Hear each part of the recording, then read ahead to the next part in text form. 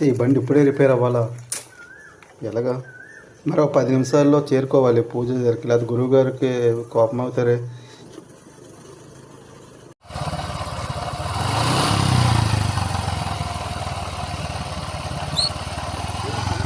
ఏమైంది స్వామి?